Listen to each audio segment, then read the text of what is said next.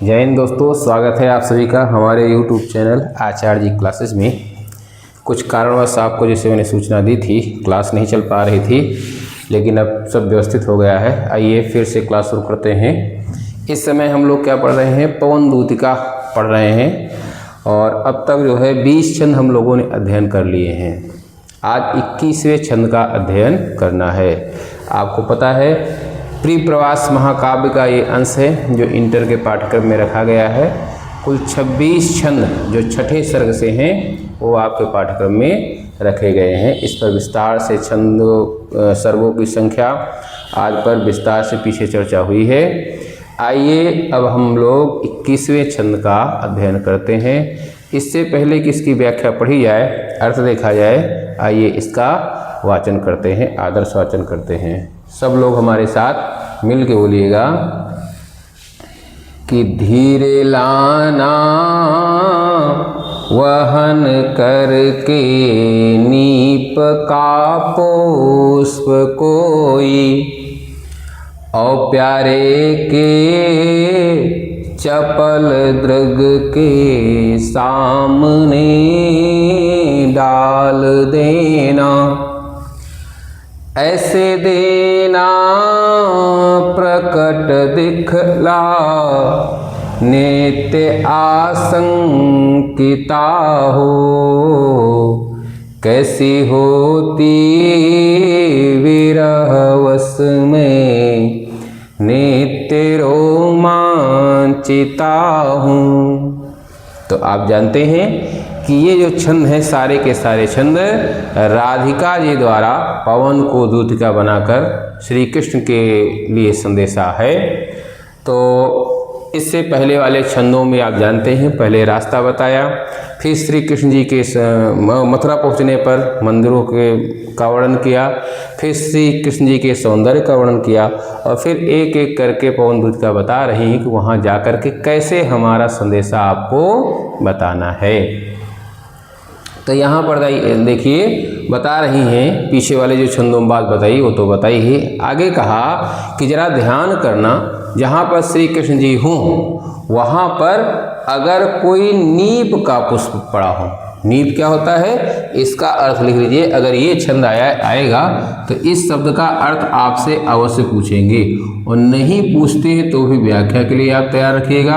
और पर्यायवाची के लिए जब आप कंपटीशन में बैठते हो तो नए नए शब्द वहाँ पर मिलते हैं। तो ये बढ़िया सा शब्द यहाँ पर लिखा हुआ है कदम। आप जानते हैं कदम का वृक्ष होता है, बढ़िया सा खिला हुआ उसका फूल होता है, और उसकी विशेषता है कि उसके जो रेशे हैं वो हमेशा खड़े रहते हैं। हमेशा जैसे रोंगटे खड़े होते हैं, लोग रोमांचित होते हैं तो रोंगटे खड़े होते हैं, उसके जो रेशे हैं लंबी लंबी से होते हैं, वो बढ़िया कुछ जैसा होता है, वो हमेशा टाइट ही रहता है, माने रोमांचित जैसा ही रहता है।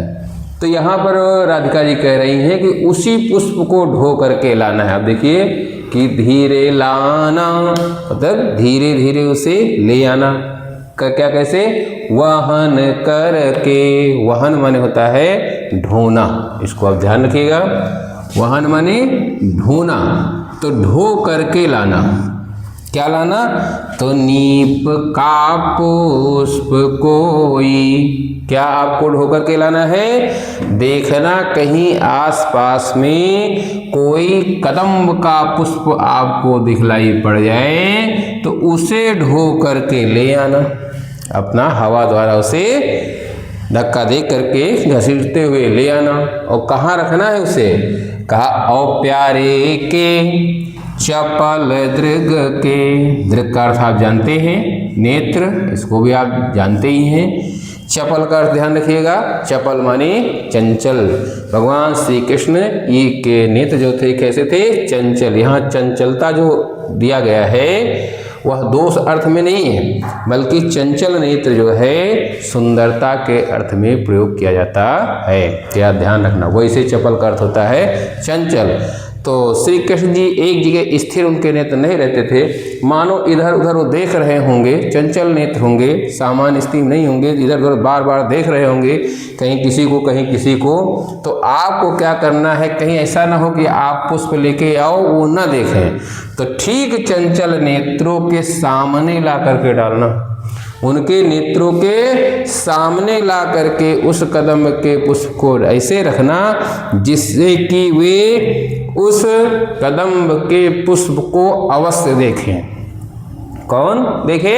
श्री कृष्ण जी देखें। श्री कृष्ण जी उस नीप के पुष्प को माने कदम के पुष्प को अवश्य देखें। कब देखेंगे? जब सामने ला के डालोगे, चंचल नेत्रों के सामने ला करके डालोगे।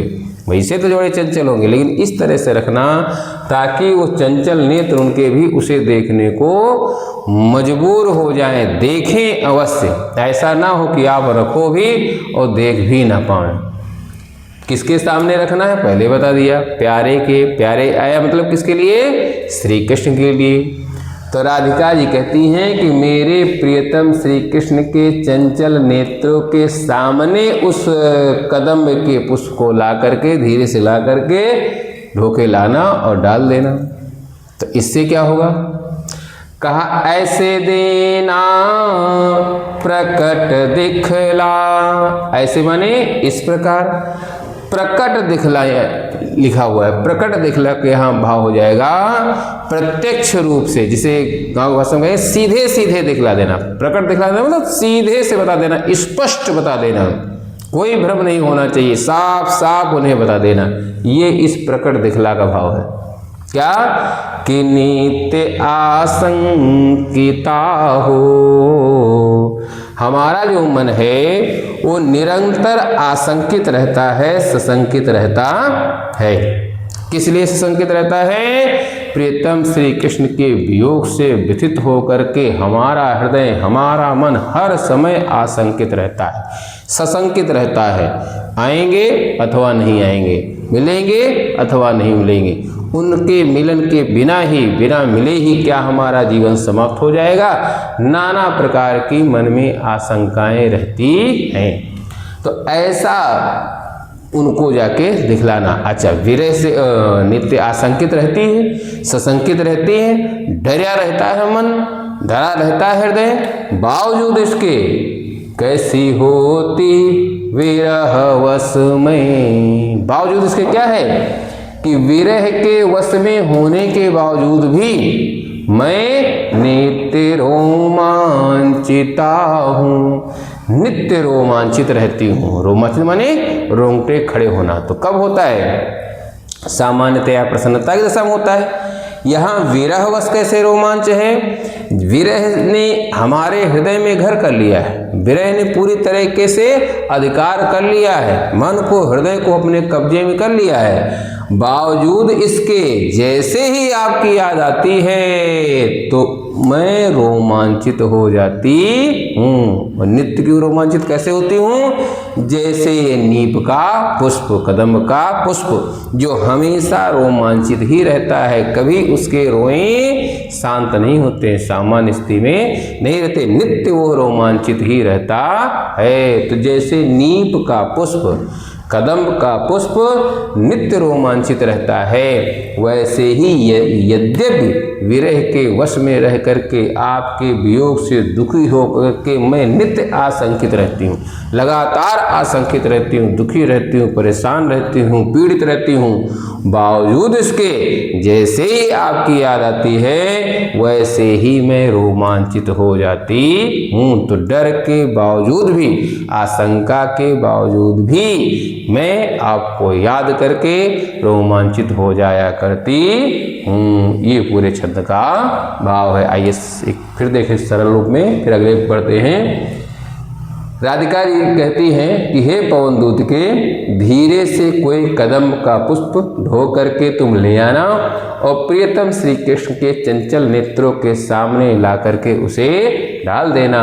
इस प्रकार सीधे सीधे उन्हें बतला देना कि आपके वियोग के कारण, दुख के कारण वो राधिका अत्यंत आशंकित जरूर रहती है, लेकिन विरह के वशीभूत होने के बावजूद भी जैसे ही आपकी याद आती है वैसे ही मैं रोमांचित हो जाती हूँ। आइए अगला छंद देखते हैं। आइए 22वें छंद का आदर्श वाचन करते हैं कि बैठे नीचे जिस विटप के श्याम हूँ मैं उसी का, कोई पता निकट उनके नेत्र के ले हिलाना। यों प्यारे को विदित करना, चातुरी से दिखाना। मेरे चिंता विजित चित्त का, क्लांत हो कांप जाना। 21वें छंद में आपने देखा कि राधिका जी ने कहा कि कोई अगर कदम का पुष्प तुम्हें दिखलाई पड़ जाए तो उस कदम के पुष्प को लेकर के आना, प्रियतम श्री कृष्ण के सामने ला करके डाल देना, जिससे देख करके उन्हें याद आ जाएगी कि उनको ये बता देना कि इसी तरीके से यद्यपि वो चिंता से परेशान रहती है, लेकिन जैसे ही आपकी याद आती है तो इस कदम पुष्प के समान वह रोमांचित हो जाती, नित्य रोमांचित होती रहती है।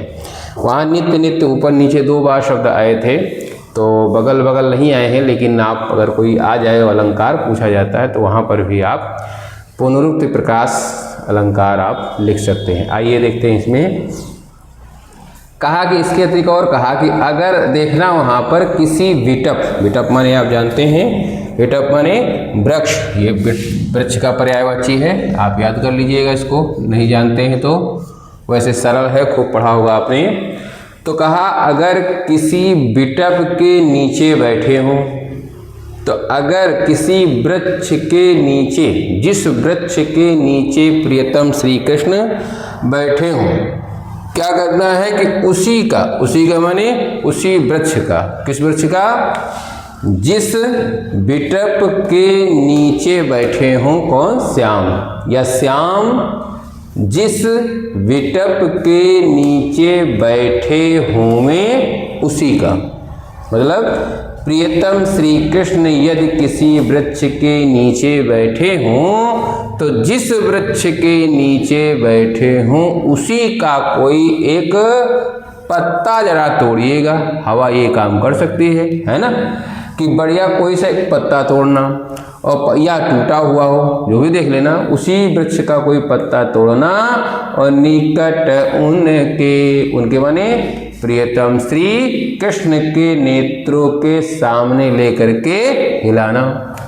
बड़े ही आसानी से हवा ये काम कर सकती है। अगर किसी वृक्ष के नीचे बैठे हों तो जिस वृक्ष के नीचे बैठे हों उस वृक्ष के पत्ते को तोड़ना और प्रियतम श्री कृष्ण के जो चंचल नेत्र हैं उन्हीं के नेत्रों के सामने ला करके जरा थोड़ी देर हवा में उसे हिलाइए डुलाइएगा। हिलाना मतलब हिलाना डुलाना, गिरने मत देना, बार बार उसे उन्हीं की आंखों के सामने ला करके हिलाइएगा। इस तरह से क्या होगा, आगे देखो लिखा है, यों प्यारे को विदित करना, विदित करना माने जानकारी देना, समझाना, बड़ा स्पष्ट रूप से बता देना, ठीक है। और एक शब्द देखो लिखा है चातुरी से, चातुरी से माने बड़ी चतुराई से। भाई वो बोल सकती नहीं है, पवन दूतिका है तो सीधे तो बोल नहीं पाएगी, तो इस क्रिया द्वारा, ये क्रिया कौन सी है कि पत्ते को ला करके आंखों के सामने ला करके जब हिलाएगी तो ये उसकी चतुराई हो गई। कहा बड़ी चतुराई से तुम ये बात बता देना, दिखला देना, किसको, प्यारे प्रियतम श्री कृष्ण को। उस पत्ते को जब आंखों के सामने ला करके बड़ी चतुराई से उन्हीं की आंखों के सामने बार बार हिलाओगी तो क्या होगा, कहा उनको याद आ सकती है किस चीज़ की, मेरा चिंता विजित चित्त का। चित्त माने हृदय भी होता है, मन भी होता है, यहाँ हृदय पक्ष में लीजिए, हृदय का अर्थ लीजिए कि मेरे हृदय की स्थिति क्या है कि मेरे चित्त माने हृदय को चिंता ने विजित कर लिया। विजित माने जीत लेना, इसका भी अर्थ लेना। चिंता ने जिस पर विजय प्राप्त कर रखी है, चिंता ने जिसे जीत लिया है, ऐसा क्या है, मेरा चित्त। चित्त माने हृदय, मन भी कर सकते हो, लेकिन ये मेरा ऐसा चिंता से विजित जो हृदय है वह चिंता से इतना घेर कर लिया है, इतना घर कर लिया है, इतना चिंता ने उस पर अधिकार कर लिया है कि आए दिन वो क्लांत हो, माने क्लांत हो करके दुखी रहता है, परेशान रहता है, लेकिन वह चिंता ने पूरा अधिकार कर लिया है, बावजूद इसके उस पर अधिकार तो चिंता का है, बावजूद इसके वह कांप जाना, मेरा हृदय कांपने लगता है। यद्यपि मेरे हृदय को चिंता ने विजय प्राप्त कर ली, चिंता ने पूरी तरीके से अधिकार में कर लिया है, बावजूद इसके वो दुखी भी रहता है, बावजूद इसके वो जैसे ही आपकी याद आती है वैसे ही मेरा हृदय कांप जाता है। तो आप देखें तो पूरे छंद का जैसे भाव निकालें तो यहाँ कांपने की जो तुलना की गई है उसी पत्ते से की गई है जो हिलता डुलता है, तो थोड़ा दूर से निकलेगा पर यहाँ पर आपके लिए उपमा अलंकार बन जाएगा कि जिस प्रकार से वो पत्ता हिलता डुलता है, पत्ते के हिलने डुलने से तुलना हृदय के कांपने से की गई है, जिससे हृदय कांपता है वैसे पत्ता भी कांप रहा है। तो एक ये है। बाकी अगर आप यहाँ से निकालिए चिंता विजित चित्त, यहाँ पर 2 बार चा वर्ण आया है, 3 बार ता वर्ण आया है। यहाँ आप देखिए तो एक ये तो यहाँ पर अनुप्रास अलंकार आपका बन जाएगा। चा वर्ण भी 2 बार आया है तो अनुप्रास बन जाएगा। और हृदय के कांपने की तुलना पत्ते के हिलने से की गई है तो इसलिए वहाँ पर उपमा अलंकार भी बन सकता है। आइए सारांश रूप में फिर देखें।